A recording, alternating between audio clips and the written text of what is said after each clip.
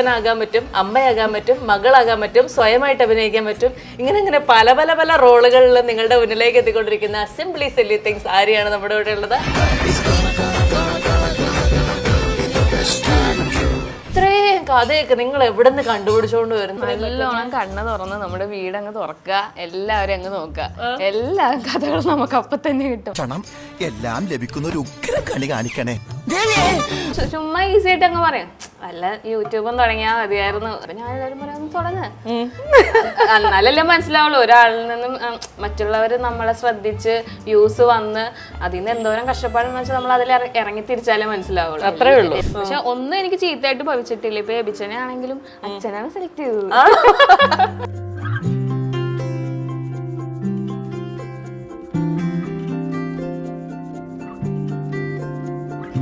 എന്തൊക്കെയായിരുന്നു ഭർത്താവിനെ സെലക്ട് ചെയ്യാൻ നേരത്തുള്ള ആര്യയുടെ കണ്ടീഷൻസ്? എന്തെങ്കിലും ഉണ്ടായിരുന്നോ?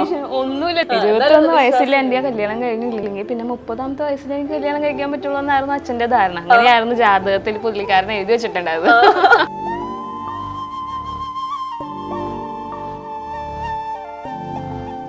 ഏതെങ്കിലും നെഗറ്റീവ് കമന്റുകളോട് എപ്പോഴെങ്കിലും പ്രതികരിച്ചിട്ടുണ്ടോ? ഞാൻ അപ്പൊ തന്നെ സ്പോട്ടിൽ റിപ്ലൈ ചെയ്യാറുണ്ട്. ലോങ് വീഡിയോ ഇടാൻ പറഞ്ഞിട്ട് ലോങ് വീഡിയോ ഇടില്ല, ഭയങ്കര ജാടയായിപ്പോയി. ഞങ്ങളൊക്കെ കാണുന്നോണ്ടല്ലേ നിങ്ങളൊക്കെ ഈ റീച്ച് എത്തിയത്. ഭയങ്കര പ്രഗ്നന്റ് ആയിട്ട് ഞാൻ എന്നെ അപ്പോയിന്റ്മെന്റ് ബുക്ക് ചെയ്ത് നിൽക്കുക, എന്നിട്ട് ഞാൻ ലോങ് വീഡിയോ ഇടുന്നില്ല എന്ന് പറഞ്ഞുകൊണ്ട് ആളുകൾ എന്നെ ചീത്ത പറഞ്ഞുകൊണ്ടിരിക്കുക. ഒരു ബ്രദർ ഉണ്ടായിരുന്നത് പോയതിന്റെ ആ ഒരു അവസ്ഥ അതിന്ന് എങ്ങനെയാ പുറത്ത് വന്നത്? ഞാൻ അത്രയും ഡിപ്പെൻഡഡ് ആയിട്ടുള്ള ഒരാളാണ്. എങ്ങനെ പുറത്ത് പറയാൻ, ടൈം ഹീൽസ് എവരിത്തിങ് എന്നൊക്കെ പറയുന്ന ചുമ്മാതാണ് ഓർക്കുമ്പോ തന്നെ എനിക്ക്. അതുകൊണ്ട് ഞാൻ ആ ഒരു ടോപ്പിക് ഒരാളോടും സംസാരിക്കാറില്ല. ഏറ്റവും അടുത്ത എബിച്ചനോട് പോലും ഇപ്പൊ ഞാൻ ആ ഒരു കാര്യം സംസാരിക്കാറേ ഇല്ലെന്ന് പറയാം. പക്ഷെ അതല്ലേ അടുത്തൊരാളായിട്ട് നമ്മുടെ കയ്യിലേക്ക് തന്നെ വന്നില്ലേ?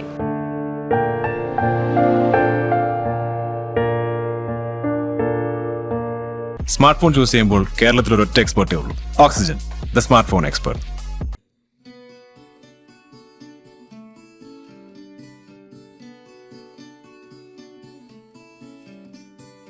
Hello everyone, welcome to the show. ഇന്നൊരു യൂട്യൂബ് കണ്ടന്റ് ക്രിയേറ്ററെയാണ് പരിചയപ്പെടുത്തുന്നത്. അച്ഛനാകാൻ പറ്റും, അമ്മയാകാൻ പറ്റും, മകളാകാൻ പറ്റും, സ്വയമായിട്ട് അഭിനയിക്കാൻ പറ്റും. ഇങ്ങനെ പല പല പല റോളുകളിൽ നിങ്ങളുടെ മുന്നിലേക്ക് എത്തിക്കൊണ്ടിരിക്കുന്ന സിംപ്ലി സില്ലി തിങ്സ് ആര്യാണ് നമ്മുടെ ഇവിടെ ഉള്ളത്. Arya, welcome to the show. എനിക്ക് എപ്പോഴുണ്ട് ഈ ഇങ്ങനത്തെ ഫിക്ഷൻ ഒക്കെ ചെയ്യുന്ന ആൾക്കാരോടുള്ള ഒരു സംശയമാണ്, ഇത്രയും കഥയൊക്കെ നിങ്ങൾ എവിടെ നിന്ന് കണ്ടുപിടിച്ചോണ്ട് വരുന്നു? ഓരോ ദിവസവും ഓരോ ഫിക്ഷനുകളാണല്ലോ. ഇത് എവിടെ നിന്നാ ഇത്രയും പറ്റുന്നത്? കണ്ണ് തുറന്ന് നമ്മുടെ വീടങ്ങ് തുറക്കുക, എല്ലാവരും അങ്ങ് നോക്കുക, എല്ലാ കഥകളും നമുക്ക് അപ്പൊ തന്നെ കിട്ടും. എല്ലാവരും റിലേറ്റ് ചെയ്യുന്ന കഥകളൊക്കെ തന്നെ. ഏതൊരു വീഡിയോ ഇട്ടാലും എല്ലാവരും അത് തന്നെ പറയാം, ഭയങ്കര റിലേറ്റബിൾ ആണ്, ഭയങ്കര റിലേറ്റബിൾ ആണെന്ന്. നമ്മളൊന്ന് ജസ്റ്റ് ഒന്ന് നന്നായിട്ടൊന്ന് നിരീക്ഷിച്ചാൽ മതി, എല്ലാ ക്യാരക്ടേഴ്സിനെയും നമുക്ക് കിട്ടും. ഞാൻ ആര്യനെ ഭയങ്കരമായി ശ്രദ്ധിക്കുന്നത് ഇങ്ങനെ അത്രയും വലിയ വയറൊക്കെ വെച്ച് വീഡിയോ ചെയ്തോണ്ടിരുന്നപ്പോഴാണ് ഞാനോർക്ക് എൻ്റെ അമ്മേ ഈ കൊച്ചിനെ എങ്ങനെ സാധിക്കുന്നു. എനിക്ക് ഡെലിവറിയുടെ ഒരാഴ്ച മുമ്പ് വരെ ഞാൻ ചെയ്തിട്ടുണ്ട്. അതല്ലേ? പിന്നെ ഡെലിവറിയുടെ ഗെറ്റ് റെഡി ഫോർ സിസേറിയൻ വരെ ഞാൻ ചെയ്തിട്ടുണ്ട്. ഈ ആൾക്കാർ നോക്കുമ്പോഴേ നമ്മുടെ ജോലി ഭയങ്കര എളുപ്പല്ലേ? വെറുതെ ഒരു ഫോൺ മതി, വെറുതെ ഫോണിന്റെ മുന്നിൽ കിടന്ന് എന്തൊക്കെയോ കോപ്രായങ്ങൾ കാണിക്കുന്നു, നമ്മൾ വിഷ്വൽ എടുക്കുന്നു, അങ്ങ് അപ്ലോഡ് ചെയ്യുന്നു. അത്രയല്ലേ ആളുകൾ നോക്കുമ്പോഴുള്ളൂ. ഇതൊരു ജോലിയായിട്ടൊക്കെ എടുക്കണോ കൊച്ചെ എന്ന് ചോദിച്ച ആളുകളുണ്ട്. എത്രയോ പേരുണ്ട്. അത് ഇപ്പോഴും ഉണ്ട്. എന്തെങ്കിലുമൊക്കെ അവരുടെ ജോലിയിലൊക്കെ എന്തെങ്കിലും ഒരു കഷ്ടപ്പാട് വരുമ്പോൾ വല്ല യൂട്യൂബും തുടങ്ങിയാൽ മതിയായിരുന്നു, വല്ല ചാനലും തുടങ്ങിയാൽ മതിയായിരുന്നു. അപ്പൊ നമ്മൾ ഇത്രയും കഷ്ടപ്പെട്ട് ഇത്രയും സബ്സ്ക്രൈബേഴ്സിനെ ഉണ്ടാക്കി ഇത്രയും വ്യൂസും മേടിച്ച് ആളുകളുടെ വാരിക്കുന്ന ഇത്രയും റീച്ചൊക്കെ ഉണ്ടാക്കി എടുക്കുമ്പോൾ എന്തെങ്കിലും ഒരു ചെറിയ കഷ്ടപ്പാടോ ഇതൊക്കെ വരുമ്പോൾ തന്നെ ഒരു വല്ല ചാനലും തുടങ്ങിയാൽ മതി. വെച്ചാൽ ചുമ്മാ ചാനൽ അങ്ങ് തുടങ്ങിയിട്ടുണ്ടെങ്കിൽ ഏർണിങ്സ് ഇങ്ങ് വന്നോളും എന്നുള്ളൊരു രീതിയിലൊരു ചിന്തയാണ്. അങ്ങനെ കുറെ പേരുടെ ഞാൻ കേട്ടിട്ടുണ്ട്. അതിന് ഏതിനെങ്കിലും ഒരെണ്ണത്തിന്റെ മറുപടി കൊടുത്തിട്ടുണ്ടോ? നമ്മുടെ ബന്ധുക്കളൊക്കെ തന്നെ അങ്ങനെ പറയും. അങ്ങനെ പറയുന്ന ആൾക്കാരോടൊക്കെ ഒന്ന് ചാനൽ തുടങ്ങി വരണം, എല്ലാരും തുടങ്ങട്ടെ. ഇങ്ങനെ പറയുമ്പോ ചുമ്മാ ഈസി ആയിട്ട് അങ്ങ് പറയാം, അല്ല യൂട്യൂബും തുടങ്ങിയാൽ മതിയായിരുന്നു എന്നുള്ള രീതി. കാരണം ഒരു കഷ്ടപ്പാടും ഇല്ല, ചുമ്മാ എന്തെങ്കിലും കാണിച്ചിടുക, ആളുകൾ കണ്ടോളും, നല്ല രീതിക്കുള്ള ഏർണിംഗ് കിട്ടും എന്നുള്ള രീതിയിലാണ് ആളുകൾ അങ്ങനെ പറയാം. അപ്പൊ ഞാൻ എല്ലാവരും പറയാം, ഒന്ന് തുടങ്ങ, എന്നാലല്ലേ മനസ്സിലാവുള്ളൂ. ഒരാളിൽ നിന്നും മറ്റുള്ളവർ നമ്മളെ ശ്രദ്ധിച്ച് വ്യൂസ് വന്ന് അതിൽ നിന്ന് എന്തോരം കഷ്ടപ്പാടെന്ന് വെച്ചാൽ നമ്മൾ അതിൽ ഇറങ്ങി തിരിച്ചാലേ മനസ്സിലാവുള്ളൂ. എല്ലാ ജോബ് പോലെയും ഇതും അത്രയും കഷ്ടപ്പെട്ട് തന്നെയാണ് ഇപ്പൊ ഓരോരുത്തരും ഓരോ ഇതിലെത്തിയിട്ടുണ്ടെങ്കിൽ. എനിക്ക് എത്ര ഞങ്ങൾ അത്യാവശ്യം നല്ല രീതി, ഞാനും എബിച്ചനും മാത്രമേ ഉണ്ടായിട്ടുള്ളൂ. ഞങ്ങൾ ആരുമില്ല ഹെൽപ്പ് ചെയ്യാന്ന് വെച്ചിട്ടുണ്ടെങ്കിൽ കൊച്ചിനെ നോക്കാനായിട്ട് എബിച്ചന്റെ ഫാമിലി ഉണ്ട്, എന്റെ ഫാമിലി ഉണ്ട്. അല്ലാതെ അവർക്ക് വേറെ ഒന്നും നമുക്ക് ചെയ്തു തരാൻ പറ്റില്ലല്ലോ. കൊച്ചിനെ നോക്കി തരും. പക്ഷെ ഇതിന് ഇത്രയും ഇതാക്കി എടുക്കാൻ വേണ്ടി ഞാനും എബിച്ചനെ അമാതിരി അത്രയും കഷ്ടപ്പെട്ടിട്ടുണ്ട് ഈ ഒരു നിമിഷം വരെ. ആര്യയുടെ ജീവിതത്തിലെ അമ്മയായതിനു ശേഷം ഉണ്ടായ മാറ്റങ്ങൾ എന്തൊക്കെയാ? ഭയങ്കര സന്തോഷമാണ് എനിക്ക് 2 പെൺകുട്ടിയുടെ അമ്മയാണെന്ന് പറയുമ്പോഴത്തേക്കും. ഇപ്പൊ ആൺകുട്ടികളായി കഴിയുമ്പോഴത്തേക്കും ഇങ്ങനെ വലുതായി കഴിയുമ്പോ പെൺകുട്ടികൾക്ക് എപ്പോഴും പാരന്റ്സിനോട് ഒരു ഇതല്ലേ കൂടുതലാണ്. അങ്ങനെ ഇതായിട്ട് എനിക്ക് പറയാൻ പറ്റില്ല. ഇപ്പൊ അവരുടെ ഒക്കെ കല്യാണം കഴിഞ്ഞാലും അവരവരുടെ പാരന്റ്സിനോട് കുറച്ചും കൂടെ അറ്റാച്ച്ഡ് ആവുന്നത് എനിക്ക് അങ്ങനെ തോന്നിയിരിക്കുന്നത്. ഇപ്പൊ എന്റെ കല്യാണം കഴിഞ്ഞപ്പോഴാണ് എന്റെ പാരന്റ്സിനോട് ഞാൻ ഒന്നും കൂടെ അറ്റാച്ച്ഡ് ആയത്. എപ്പോഴെങ്കിലുമൊക്കെ ഇങ്ങനെ വീട്ടിലെ എബിച്ചനോടോ അല്ലെങ്കിൽ അച്ഛനോടോ അമ്മയോടോ ആരോടെങ്കിലും ഒക്കെ പറഞ്ഞിട്ടില്ലേ കഷ്ടമുണ്ട് ഞാൻ ഇങ്ങനെ ബുദ്ധിമുട്ടെന്ന് കണ്ടിട്ടില്ലേ, നിങ്ങൾക്ക് എപ്പോഴെങ്കിലും ഒക്കെ ഒരു റോളൊക്കെ ചെയ്തുകൂടെ? എത്ര പ്രാവശ്യം പറഞ്ഞിട്ട് എബിച്ചന് അത്രയും പറഞ്ഞ ശേഷം ഇപ്പൊ ലാസ്റ്റ് ഒരു വീഡിയോയിൽ ഒന്ന് ചെറുതായിട്ട് അതില് ഡയലോഗിന് ഒരു ഇത്തിരി ലെങ്ത് കൂടി അപ്പൊ തന്നെ പറയും ഇത്രയും വലിയ ഡയലോഗുള്ളതാണോ എനിക്ക് തരുന്നത്. അത്രയും വിളിക്കുമ്പോൾ എന്തെങ്കിലും ഒന്ന് ജസ്റ്റ് ഒന്ന് കാണിക്കുന്നത് ആൾക്ക് ഒട്ടും ഇഷ്ടമല്ല സ്ക്രീനിൽ വരാനും. അമ്മയ്ക്കോ അച്ഛനോ? അവരെ പിന്നെ പ്രതീക്ഷിക്കേ വേണ്ട, ആരും വരില്ലെന്ന്. ഇപ്പൊ എന്റെ കൂടെ ഉള്ള ഫ്രണ്ട്സ് യൂട്യൂബർ ഫ്രണ്ട്സിന്റെ ഒക്കെ ഒത്തിരി ആൾക്കാരുള്ള വീഡിയോസ് അല്ലേ, എനിക്ക് മാത്രം ആരുമില്ല. നിങ്ങൾ ഈ എഞ്ചിനീയറിനും കോൺട്രാക്ടർക്കും ഒക്കെ ഈ എഡിറ്റിങ്ങും യൂട്യൂബും എല്ലാം എവിടെ നിന്നാ പിടികിട്ടിയേ? ബാക്കിയുള്ളവരുടെ ജോലി മൊത്തം പോകുന്ന അവസ്ഥയാണ്. അല്ല ഈ യൂട്യൂബിലോട്ട് ഇറങ്ങാന്ന് പറഞ്ഞാൽ എനിക്ക് ഇതിൽ ഒന്നും അറിയില്ലായിരുന്നു ഇതിനെ പറ്റി. ഇങ്ങനെ ഇതിന് കാശ് കിട്ടുമെന്നോ ഇൻകം ഉണ്ടെന്നോ ഒന്നും എനിക്കറിയില്ല. ഇതിൽ എന്തിനിങ്ങനെ ചെയ്തിട്ടെന്നുള്ള രീതിയില്ല. പക്ഷെ എബിച്ചന് ഇത്തിരി ധാരണയൊക്കെ ഉണ്ടായിരുന്നു, എന്നെ പോലെയൊക്കെ ചെയ്താൽ നല്ലതായിരിക്കും. പിന്നെ എന്നിലൊരു കുറച്ച് പ്രതീക്ഷയൊക്കെ ഉണ്ടായിരുന്നു, എനിക്കില്ലായിരുന്നെങ്കിലും. ആ പ്രതീക്ഷകളൊക്കെ നമ്മൾ പോവണീച്ച് ഏതായാലും അല്ലേ. അല്ല ഞാൻ പറയാം, അതായത് നമ്മളൊരു എഞ്ചിനീയറിംഗ് പഠിച്ച ആള് എപ്പോഴാണ് ആ ജോലി പൂർണ്ണമായും വിട്ടിട്ട് ഇതിലേക്ക് ഇത് മാത്രം മതി എന്ന് തീരുമാനം എടുക്കുന്ന ആ ഒരു സമയം എപ്പോഴാ? കൊറോണ ആയപ്പോഴത്തേക്കും അത്യാവശ്യം സൈറ്റിലൊന്നും പോലെ നടക്കില്ല എന്നുള്ള രീതിയിലായി. അത് കഴിഞ്ഞപ്പോഴത്തേക്കും പ്രഗ്നന്റ് ആയി. അത് കഴിഞ്ഞപ്പോഴേക്കും പിന്നെ ഒട്ടും സൈറ്റിൽ പോകാൻ പറ്റില്ല. കാരണം മറ്റേ ഇങ്ങനെ വോളൊന്നും ഇല്ലാത്ത മറ്റേ ലിഫ്റ്റില്ലേ, ആ ലിഫ്റ്റിലൊക്കെ കയറി നമ്മൾ മേളിൽ പോകണം, താഴെ വന്ന് ഇടിച്ചു നിൽക്കണം. അപ്പൊ എന്തായാലും പ്രഗ്നന്റ് ആവാൻ പോകാൻ പറ്റില്ല. അപ്പൊ വേറെ ഏത് ജോലി നോക്കും എന്നുള്ള രീതിയിൽ ഓർത്തപ്പോഴാണ് ഇങ്ങനെ യൂട്യൂബിലോട്ട് വന്നത്. പക്ഷെ ഇതൊരു പ്രൊഫഷൻ ആകണമെന്നോ അങ്ങനെ ഒന്നും ചിന്തിച്ചിട്ടല്ലേ വന്നത്. പക്ഷെ അപ്പോഴും ഞാനൊരു കാര്യം ചോദിട്ടെ, നമുക്ക് ഇങ്ങനെ ഒരു വരുമാനം കിട്ടിക്കൊണ്ടിരിക്കുന്ന ആള് അപ്പൊ ഈ അത് നിർത്താം പക്ഷെ വേറൊരു വരുമാനം ഇല്ല, ഇങ്ങനത്തെ ഒരു സമയം എപ്പോഴെങ്കിലും വന്നിട്ടുണ്ടോ? അങ്ങനെ എനിക്ക് തോന്നിയിട്ടുണ്ട്. അയ്യോ എനിക്ക് ഒട്ടും ഇഷ്ടമല്ല വീട്ടിലൊന്നും ചെയ്യാതിരിക്കുന്ന ഒരു, അത് നല്ലതല്ല എന്നല്ല പറഞ്ഞ, എനിക്ക് താല്പര്യമില്ലെന്നാ പറഞ്ഞത്. അപ്പം എന്താ അതെനിക്ക് എന്തോ ഭയങ്കര ഒരു ഇൻസെക്യൂരിറ്റി എനിക്ക് ഫീൽ ചെയ്യും. അപ്പോൾ എന്തെങ്കിലും ഏൺ ചെയ്യണം. പക്ഷെ ഇതിലേക്ക് എൻ്റെ ഒരു വിധി ഇതായിരുന്നു തോന്നുന്നു. അല്ലാതെ ഒന്നും പ്ലാൻഡോ ഒന്നും അല്ല സത്യം പറഞ്ഞാലേ. ജസ്റ്റ് ഒന്ന് തുടങ്ങി. ആ സമയത്ത് എന്തായാലും ഫ്രീ ആയിട്ടിരിക്കുമല്ലോ, എന്തെങ്കിലും എൻഗേജ്ഡ് ആയിട്ടിരിക്കാം എന്നുള്ള രീതിയിൽ ഇങ്ങനെ തുടങ്ങി. മറ്റേ കോമഡി സ്കിറ്റ് പോലത്തെ സംഭവങ്ങളൊക്കെ ചെയ്ത് തുടങ്ങി കഴിഞ്ഞപ്പോഴത്തേക്കും വരുമാനവും കിട്ടുന്നുണ്ട്. അപ്പൊ ഇത് കൊള്ളാലോ, വീട്ടിൽ തന്നെ ഇരിക്കാം, ആരുടെ കീഴിലും അല്ല. ഈ സിവിൽ എഞ്ചിനീയറിംഗ് എന്ന് പറയുന്ന ജോലി നമ്മൾ ഭയങ്കര ഇഷ്ടപ്പെട്ട അതിനകത്തേക്ക് വന്ന് പെട്ടതാണോ? ഒരിക്കലും അല്ല. അച്ഛൻ കോൺട്രാക്ടർ ആയിരുന്നു. അപ്പൊ അച്ഛൻ പറഞ്ഞു സിവിൽ എഞ്ചിനീയറിംഗ് എടുക്കെന്ന് പറഞ്ഞു. അങ്ങനെ ഞാൻ സിവിൽ എഞ്ചിനീയറിംഗ് എടുത്തു. അപ്പൊ അച്ഛൻ അത്യാവശ്യം നല്ല രീതിയിൽ പഠിക്കണം, ഭയങ്കര സ്ട്രിക്റ്റ് ഒക്കെ ആയിരുന്നു പണ്ട്, ഭയങ്കര സ്ട്രിക്റ്റ് ആയിരുന്നു. എനിക്ക് നല്ല പേടിക്കായിരുന്നു അച്ഛനെ. അങ്ങനെ അച്ഛൻ തന്നെയാണ് ആദ്യം ഒരു കമ്പനിയിൽ കയറ്റി തന്നത്. അച്ഛനാണ് എന്റെ, ഇപ്പോഴും അങ്ങനെ തന്നെയാണ് കേട്ടോ എല്ലാ കാര്യങ്ങളും. പക്ഷെ ഒന്നും എനിക്ക് ചീത്തയായിട്ട് ഭവിച്ചിട്ടില്ല. ഇപ്പൊ എബിച്ചനെ ആണെങ്കിലും അച്ഛനാണ് സെലക്ട് ചെയ്തത്. അത് ശരി. എന്തൊക്കെയായിരുന്നു ഭർത്താവിനെ സെലക്ട് ചെയ്യാൻ നേരത്തുള്ള ആര്യയുടെ കണ്ടീഷൻസ്? എന്തെങ്കിലും ഉണ്ടായിരുന്നോ? ഒന്നുമില്ല. ഞാൻ ബിടെക്കിന് പഠിച്ചോണ്ടിരിക്കുന്ന സമയത്തായിരുന്നു എന്റെ, ഞാനും അതറിഞ്ഞത്. എന്താ 22 വയസ്സിൽ കല്യാണം കഴിക്കാനുണ്ടായ കാര്യം എന്താ? 21 വയസ്സിൽ എന്റെ കല്യാണം കഴിഞ്ഞില്ലെങ്കിൽ പിന്നെ 30ാമത്തെ വയസ്സിൽ എനിക്ക് കല്യാണം കഴിക്കാൻ പറ്റുള്ളൂ എന്നായിരുന്നു അച്ഛന്റെ ധാരണ. അങ്ങനെയായിരുന്നു ജാതകത്തിൽ പുള്ളിക്കാരൻ എഴുതി വെച്ചിട്ടുണ്ടായിരുന്നു. അപ്പൊ ഇന്നാണെങ്കിൽ നമ്മൾ ചോദിക്കും 30 തന്നെ വളരെ നേരത്തെയാണ്, സത്യം. അങ്ങനെ പറഞ്ഞപ്പോഴത്തേക്കും ഉടൻ വീട്ടുകാര് കല്യാണം നോക്കാൻ തുടങ്ങി. അച്ഛൻ ഭയങ്കര അങ്ങനെ വിശ്വാസങ്ങളുള്ള ആളാണ്. അപ്പൊ ഞാൻ ബിടെക്കിന് ഫൈനൽ ഇയർ പഠിച്ചുകൊണ്ടിരിക്കുന്ന സമയത്ത് തന്നെ പ്രൊപ്പോസൽസ് ഒക്കെ അച്ഛൻ അയക്കാൻ തുടങ്ങി. അങ്ങനെ ഫോട്ടോസ് ഒന്നും അയക്കുന്നില്ല, ഒന്ന് വന്ന് കണ്ടിട്ട് പോകൂ എന്നുള്ള രീതിയിലൊക്കെ ആയിരുന്നു. എന്നിട്ട് എബിച്ചന്റെ പ്രൊഫൈലിനെ അച്ഛൻ തന്നെയാണ് കണ്ടുപിടിച്ചത്. പക്ഷെ നമ്മുടെ വീട്ടിൽ നമുക്ക് സിബ്ലിങ്സ് ഒക്കെ ഉണ്ടെങ്കിൽ ഈ 22 വയസ്സിലെ കല്യാണം എന്നൊക്കെ പറയുമ്പോഴത്തേക്കും ഈ ആങ്ങളമാര് ഭയങ്കരമായിട്ട് എതിർക്കൂല. എല്ലാവരും പറഞ്ഞു ഇപ്പൊ വേണ്ട എന്നുള്ള രീതിയില്. പക്ഷെ അച്ഛൻ ഒറ്റ വാശിയാണ്. പക്ഷെ പിന്നെ എന്താ അച്ഛനെ കുറ്റം പറയാൻ പറ്റില്ലല്ലോ, നല്ലൊരാളെ തന്നെ കണ്ടുപിടിച്ച് തന്നതുകൊണ്ട് പിന്നെ ഒന്നും പറയാനില്ലല്ലോ അല്ലേ. ഇത്രയും സപ്പോർട്ട് ചെയ്യണ ഒരാളെ കിട്ടുക എന്ന് പറയാൻ തന്നെ ഭയങ്കര, ഇപ്പൊ ഞാൻ ഭയങ്കര ഇഷ്ടമുള്ള ഒരു ജോബാണ് ഇപ്പൊ ചെയ്യുന്നത്, ഭയങ്കര സന്തോഷമാണ് ചെയ്യുന്നത്. ഇപ്പൊ ഇതിലുള്ള എന്തെങ്കിലും നെഗറ്റീവ് ആണെങ്കിലും എനിക്കത് പ്രശ്നമില്ല. ഇപ്പൊ നമുക്ക് ഇഷ്ടമില്ലാത്തൊരു ജോലിക്ക് നമ്മൾ ഡെയിലി പോണേക്കാൾ എത്രയോ ബെറ്റർ ആണ് ഇപ്പൊ ചെയ്യുന്നതെന്ന് വെച്ചാൽ, അതിന് ഇത്രയും സപ്പോർട്ട് ചെയ്യണ ഒരാളെ കിട്ടുക എന്ന് പറഞ്ഞാൽ ഭയങ്കര ഇതല്ലേ. അത് ശരിയാ. ഇനി ആര്യയുടെ കുട്ടികൾ 2 പെൺമക്കളാണ്. അപ്പൊ ഇവരുടെ ഒരു കല്യാണം എന്നൊക്കെയുള്ള ചിന്തകൾ നമ്മൾ എത്ര ചെറിയ കുട്ടികളാണെന്ന് നമ്മുടെ ഉള്ളില് ഒരു അമ്മയുടെ ഉള്ളിൽ അങ്ങനെയൊക്കെ വരില്ലേ, അതിൽ ആര് തീരുമാനിച്ചിട്ടുള്ള കാര്യങ്ങൾ എന്തൊക്കെയാ? ഒരിക്കലും 21-ാമത്തെ വയസ്സിൽ 22-ാമത്തെ വയസ്സിൽ കല്യാണം കഴിക്കും. അല്ല, എനിക്ക് പ്രശ്നമൊന്നും ഉണ്ടായില്ല എന്ന് പറഞ്ഞ് അവർക്ക് അങ്ങനെ ആവണം എന്നില്ലല്ലോ. ഇനി ഇപ്പോഴത്തെ ജനറേഷൻ കുറച്ചും കൂടെ ഭയങ്കര, അവർക്ക് ഇഷ്ടമുണ്ടെങ്കിൽ കല്യാണം കഴിക്കട്ടെ എന്ന് മാത്രമേ ഉള്ളൂ എനിക്ക്. ഞാൻ ഒരു എന്താ അത് പറയാവോ അറിയില്ല, മര്യാദക്ക് ഒരു കല്യാണം കഴിപ്പിക്കണം എന്ന് ആഗ്രഹമുണ്ട്. ഞാൻ പറഞ്ഞിട്ടുണ്ട്, എന്നോട് പറഞ്ഞോ ഒന്ന് പറയണം. 7 വയസ്സുള്ള കൊച്ചിനോട് പറഞ്ഞിട്ടുണ്ടോ? എന്താണെങ്കിലും നമ്മളോട് ഇപ്പൊ ഞങ്ങള് തമ്മിൽ പറയുന്ന കാര്യം നമ്മളോടൊന്ന് പറഞ്ഞാൽ മതി, എന്താണെങ്കിലും കുഴപ്പമില്ല. പറയാതെ പോകുന്നതിന് നല്ലല്ലേ, ആരാണെങ്കിലും കെട്ടിത്തരുമെന്ന് പറയണം. ഈ യൂട്യൂബ് എന്ന് പറയുന്ന ബിസിനസ്സിനെ ഏത് രീതിയിലേക്ക് വളർത്തണം അങ്ങനെയൊക്കെയുള്ള ആലോചനകൾ ഉണ്ടായിട്ടുണ്ടോ? ഉണ്ട്. ഇപ്പൊ ഞങ്ങക്ക് വേറൊരു ഇപ്പൊ സൈഡായിട്ട് വേറെ എന്തെങ്കിലും ബിസിനസ് സ്റ്റാർട്ട് ചെയ്താൽ കൊള്ളാന്നൊക്കെ ഉണ്ട്. ഇത് മാത്രം ഇങ്ങനെ എല്ലാത്തിനും ഒരു മാറ്റം വേണമല്ലോ. തീർച്ചയായിട്ടും. അല്ല, അപ്പൊ അങ്ങനെയാണെന്നുണ്ടെങ്കിൽ ആദ്യം മനസ്സിലേക്ക് വരുന്ന ബിസിനസ് ഐഡിയാസ് എന്തൊക്കെയായിരിക്കും? ഡ്രസ്സ്. അതെന്താ അങ്ങനെ? എന്താ അങ്ങനെയെന്ന് അറിയില്ല, ഞാനും ഡ്രസ്സായിട്ട് ഭയങ്കര അടുപ്പാ, ഭയങ്കര ഇഷ്ടാ.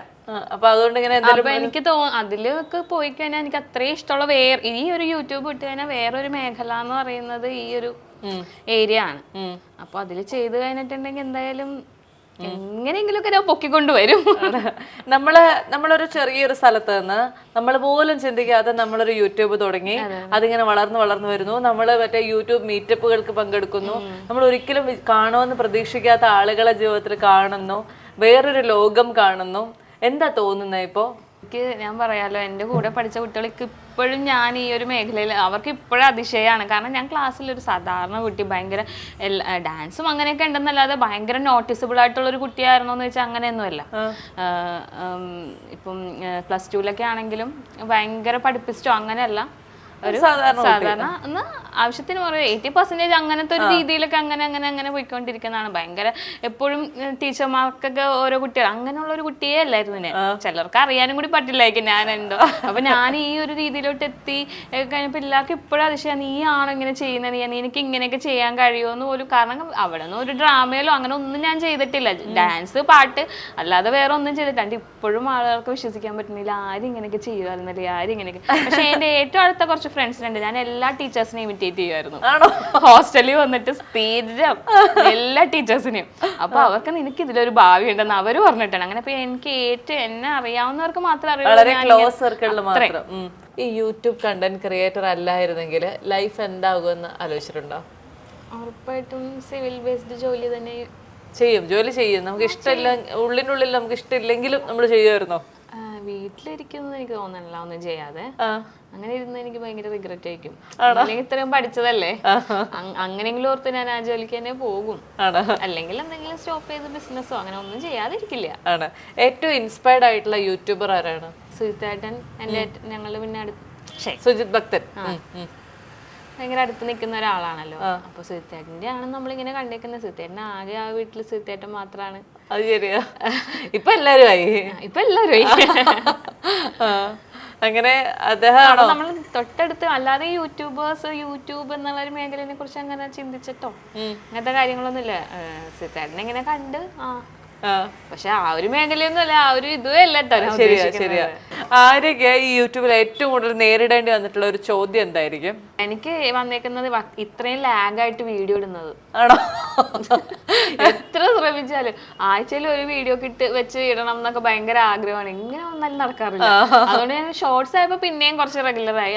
അതിനാണ് ആൾക്കാർ ഞാനിപ്പോ ലാസ്റ്റ് ലോങ് വീഡിയോ ഇട്ടപ്പോ ഇനി ചേച്ചി അടുത്ത മാസമായിരിക്കും വരുന്നത് ഒരു വീഡിയോയും കണ്ട്. അതാണ് എപ്പോഴും. ഏതെങ്കിലും നെഗറ്റീവ് കമന്റുകളോട് എപ്പോഴെങ്കിലും പ്രതികരിച്ചിട്ടുണ്ടോ? ഞാൻ അപ്പൊ തന്നെ സ്പോട്ടിൽ റിപ്ലൈ ചെയ്യാറുണ്ട്. ആണോ? അങ്ങനെ കൊടുത്തു അതൊരു മാല പോലെ റിപ്ലൈസ് വന്നിട്ടുള്ള ഏതെങ്കിലും കമന്റുകൾ ഓർമ്മയുണ്ടോ? ഭയങ്കര. ഞാൻ അന്ന് പ്രഗ്നന്റ് ആയിട്ട് 9ാം മാസം വരെ ഞാൻ വീഡിയോ ഇടുന്നുണ്ട്. ഇതിന് ലോങ് വീഡിയോ ഇടാൻ പറഞ്ഞിട്ട് ലോങ് വീഡിയോ ഇടില്ല, ഭയങ്കര ജാടയായിപ്പോയി. ഞങ്ങളൊക്കെ കാണുന്നതുകൊണ്ടല്ലേ നിങ്ങളൊക്കെ ഈ റീച്ച് എത്തിയത്. ഭയങ്കര പ്രഗ്നന്റ് ആയിട്ട് ഞാൻ എന്നെ അപ്പോയിന്റ്മെന്റ് ബുക്ക് ചെയ്ത് നിൽക്കുക, എന്നിട്ട് ഞാൻ ലോങ് വീഡിയോ ഇടുന്നില്ല എന്നും പറഞ്ഞുകൊണ്ട് ആളുകൾ എന്നെ ചീത്ത പറഞ്ഞുകൊണ്ടിരിക്കുക. അത് ഷോർട്സ് എങ്ങനെ ഇടുന്നുണ്ടെന്നുള്ളത് എനിക്കറിയാം. എന്നാ ചിലവര് പറയും ഇത്രയും വയറക്കായാലും ഇനി വീട്ടിലിരുന്ന് റെസ്റ്റ് എടുത്തൂടെ എന്ന് പറയും. എടുത്താൽ ഇട്ടില്ലെങ്കിൽ ഇങ്ങനെ പറയും. പിന്നെ ആളുകൾ പറയുന്നത് നമ്മള് ഒരു കുറെയൊക്കെ അങ്ങ് ഇഗ്നോർ ചെയ്യാം. കൂടുതൽ നമുക്ക് നല്ല കമന്റ്സ് അല്ലേ വരുന്നത്, നമ്മൾ നോക്കിയാൽ മതിയല്ലോ. ഏത് സമയത്താണ് അച്ഛൻ ഇതൊരു ജോലിയായിട്ട് അംഗീകരിച്ചത്? അച്ഛൻ ഇപ്പൊ ഭയങ്കര സന്തോഷം, ഭയങ്കര പ്രൗഡാ. ഇപ്പൊ ഈ അച്ഛന്റെ സ്റ്റാറ്റസ് ഒക്കെ ഒന്ന് നോക്കണം, ഫുൾ എന്റെ പഴയ വീഡിയോസിന്റെ ഒക്കെ ലിങ്ക് ഒക്കെയാ ഫുള്ള്. ഡെയിലി ഇപ്പൊ എടുത്ത് നോക്കിയാൽ പോലും കാണാം ഒരു 5 വീഡിയോന്റെ ലിങ്ക് ഇങ്ങനെ മാല പോലെ പഴയ വീഡിയോസ് ഒക്കെ ആയിരിക്കും. ഭയങ്കര സന്തോഷം. എപ്പോഴാ അച്ഛൻ ഇതൊരു ജോലിയാണ് എന്ന് അംഗീകരിച്ച് തന്നത്? എപ്പോഴായിരിക്കും? അച്ഛന് സത്യം പറഞ്ഞാൽ ഇതിൽ ഇങ്ങനെ ഒരു ജോലിയാണെന്നൊന്നും അറിയില്ലല്ലോ. നമ്മ ചുമ്മാ എന്തെങ്കിലുമൊക്കെ കോപ്രായം കാണിച്ചിടുന്നു എന്നുള്ള രീതിയിൽ അച്ഛൻ ഇതെന്താ ചെയ്യണേ, അച്ഛനൊരു ഐഡിയ ഇല്ല എന്താ സംഭവം ഇതെന്നുള്ളത്. പിന്നെ എബിച്ചനിരുന്ന് പറഞ്ഞ് മനസ്സിലാക്കി കൊടുത്തു ഒരു ജോലിയാണ്, നല്ലതാണ് ചെയ്യുന്നത്. പിന്നെ സുജിത്തേട്ടനെ അറിയാലോ അച്ഛനെ, സുജിത്തേട്ടനൊക്കെ നമ്മൾ വേറെ ലെവലിലാക്കി കണ്ടുവെക്കണതാണ്. അപ്പം ഇതേപോലെയൊക്കെ തന്നെയാ. പിന്നെ സബ്സ്ക്രൈബേഴ്സ് ഒക്കെ കയറാൻ തുടങ്ങി, മറ്റേ സിൽവർ പ്ലേ ബട്ടൺ ഒക്കെ കിട്ടിയപ്പോൾ അച്ഛന് ഭയങ്കര സന്തോഷമായി. വേദനിപ്പിക്കാനല്ല ചോദിക്കുന്നതല്ല, എന്നിരുന്നാൽ പോലും ആ ഒരു ബ്രദർ ഉണ്ടായിരുന്നത് പോയതിന്റെ ആ ഒരു അവസ്ഥ അതിന് എങ്ങനെയാ പുറത്ത് വന്നത്? പുറത്തൊന്നും വന്നിട്ടൊന്നുമില്ല. ഇപ്പൊ നമ്മള് ആ ഒരു ഇപ്പോൾ നമ്മൾ ഓരോ ദിവസം ഓരോ കാര്യങ്ങളാണ്. ഇപ്പോൾ വാവ വന്നപ്പോൾ കുറച്ചും കൂടി എൻഗേജ്ഡ് ആയി. അപ്പം അങ്ങനെ അങ്ങ് പോകുന്നല്ലാതെ ഒരിക്കലും പുറത്തു വരാൻ പറ്റുമോ അതിനോടൊക്കെ? ഒരിക്കലും. എൻ്റെ എന്ന് പറഞ്ഞാൽ ഞാൻ അത്രയും ഡിപ്പെൻഡഡ് ആയിട്ടുള്ള ഒരാളാണ്. എങ്ങനെ പുറത്ത് പറയാൻ, ടൈം ഹീൽസ് എവരിത്തിങ് എന്നൊക്കെ പറയുന്ന ചുമ്മാതാണ് ഓർക്കുമ്പോ തന്നെ എനിക്ക്. അതുകൊണ്ട് ഞാൻ ആ ഒരു ടോപ്പിക് ഒരാളോടും സംസാരിക്കാറില്ല. ഏറ്റവും അടുത്ത എബിച്ചനോട് പോലും ഇപ്പൊ ഞാൻ ആ ഒരു കാര്യം സംസാരിക്കാറേ ഇല്ലെന്ന് പറയാം. പക്ഷെ അതല്ലേ അടുത്തൊരാളായിട്ട് നമ്മുടെ കയ്യിലേക്ക് തന്നെ വന്നില്ലേ, ഒരു ഭാവിയില്ലേ ഇപ്പൊ? എല്ലാരും അത് പറയാറുണ്ട്. അങ്ങനെ നമ്മള് ഇപ്പൊ അങ്ങനെ കുട്ടിയൊന്നും വേണ്ട എന്ന് വിചാരിച്ചിരുന്ന ആള് വീണ്ടും ഒരു ഭാവ ഉണ്ടാവുന്നു. അവ ഇങ്ങനെ ഇങ്ങനെ 6 മാസം അല്ലേ, സമയം വളരെ പെട്ടെന്ന് കടന്നു പോകുന്നതായിട്ട് തോന്നുന്നുണ്ടോ? എന്റെ അമ്മയ്ക്കും അച്ഛനും കൊടുക്കാവുന്ന ഏറ്റവും വലിയൊരു ഗിഫ്റ്റ് ആയിരുന്നു അത്. അച്ഛനും അമ്മയും ഭയങ്കര വാവയായിട്ടൊക്കെ കുറേ സമയം അവർക്ക് ചിലപ്പോ ഒരു ചോറൂണ്, കൊച്ചിന്റെ കാതൂത്ത്, അങ്ങനെ അങ്ങനെ അങ്ങനെ അവർക്ക് സമയം ഇങ്ങനെ പോയിക്കൊണ്ടിരിക്കുക. അവർക്ക് എനിക്ക് ചെയ്തു കൊടുക്കാൻ പറ്റിയൊരു ഗിഫ്റ്റായിട്ടാണ് ഞാൻ അത് ആലോചിച്ചത്. ചിലപ്പോ അതൊക്കെ വിചാരിച്ചിട്ടായിരിക്കും ദൈവം ഞങ്ങളുടെ മനസ്സിൽ ആ സമയത്ത് ഒരു കുഞ്ഞിനെ വേണമെന്ന് ആഗ്രഹിച്ചപ്പോ തന്നെ ഒരു കുഞ്ഞിനെ തന്നത്. അത് ശരിയാണ്. ഇപ്പൊ അതിനകത്ത് ഒരു അമ്മ റോളിലും ഭയങ്കര ബിസിയാണോ? ഒരാളെന്ന ആണോ? പിന്നെ ഇപ്പൊ രാവിലെ 7 മണിയാകുമ്പോഴത്തേക്കും 5 മണി 5:30 ആകുമ്പോ തന്നെ ഞങ്ങൾ എണീക്കും. എത്ര ലേറ്റ് ആയിട്ട് ഉറങ്ങിയാലും. അതെ അതെ. കാരണം 7 മണിയാകുമ്പോ സ്കൂൾ ബസ് വരും. പിന്നെ ആദ്യത്തെ ആളങ്ങ് പോയി കഴിയുമ്പോ പിന്നെ കുറച്ച് ഓക്കെ ആയി. പിന്നെ അമ്മ രണ്ടുപേരുടെയും വീട്ടുകാർ ഭയങ്കര സപ്പോർട്ടാണ്. സപ്പോർട്ടെന്ന് വെച്ചാൽ വാവയുടെ കാര്യത്തില് ഇപ്പൊ എവിടെയും നമുക്ക് കൊണ്ട് അവരങ്ങനെ നോക്കിക്കോളും. ഇനി എന്താ ഒരു ഭാവി പരിപാടികൾ? ഞാനൊന്നും ആലോചിച്ചിട്ടൊന്നുമില്ല. വേറെ എന്തെങ്കിലും നമ്മൾ ചെയ്യുവാണെങ്കിൽ അതിലോട്ട് ചെയ്യാനാണ് സാധ്യത, അല്ലാതെ വേറെ അങ്ങനെ ആലോചിച്ചിട്ടൊന്നുമില്ല. ഇല്ല. ഈ യൂട്യൂബിനെ ഒരു അടുത്ത ലെവലിലേക്ക് കൊണ്ടുപോയാലോ എന്നുള്ള എന്തെങ്കിലും പരിപാടികളൊക്കെ ഉണ്ടോ? ഈ ഒരു ഞാൻ മാത്രം ഇങ്ങനെ അഭിനയിച്ചിട്ടുള്ളതിന്ന് മാറ്റി കുറച്ചും കൂടെ ഒക്കെ നല്ല രീതിയിൽ വേറെ ലൊക്കേഷനിലൊക്കെ പോയി കുറച്ചും കൂടി ഒന്ന് അപ്ഡേറ്റ് ചെയ്യാൻ, അല്ലെങ്കിൽ കുറച്ചും കൂടി ഒന്ന് അപ്ഗ്രേഡ് ചെയ്യാൻ ഭയങ്കര ആണ്. അപ്പൊ ഏതായാലും അങ്ങനെ പുതിയ വാവ വന്നു, പിന്നെ പുതിയ പുതിയ ആശയങ്ങൾ മനസ്സിലുണ്ട്, പുതിയ പുതിയ സ്വപ്നങ്ങളുണ്ട്. എല്ലാം ഓരോന്നായിട്ട് യാഥാർത്ഥ്യമാകട്ടെ. ഇനി ഒരു സിംപ്ലി സില്ലി തിങ്സിനെ കാണുമ്പോഴത്തേക്ക് ഒരു ബുട്ടീക്ക് ഓണറും കൂടെ ആയിട്ടുള്ള അങ്ങനെയൊന്നും പറയണ ഞാൻ അതിനെ പറ്റിയൊന്നും ചിന്തിച്ചിട്ടില്ല. എൻ്റെ ഒരു ആഗ്രഹം ആഗ്രഹിക്കാമല്ലോ നമുക്ക്. അങ്ങനെയുള്ള ആഗ്രഹങ്ങളൊക്കെ സാക്ഷാത്കരിക്കപ്പെടട്ടെ. Thank you so much Arya. Smart phone choose ചെയ്യുമ്പോൾ കേരളത്തിൽ ഒരു ഒറ്റ എക്സ്പെർട്ടേ ഉള്ളൂ, Oxygen, the smart phone expert.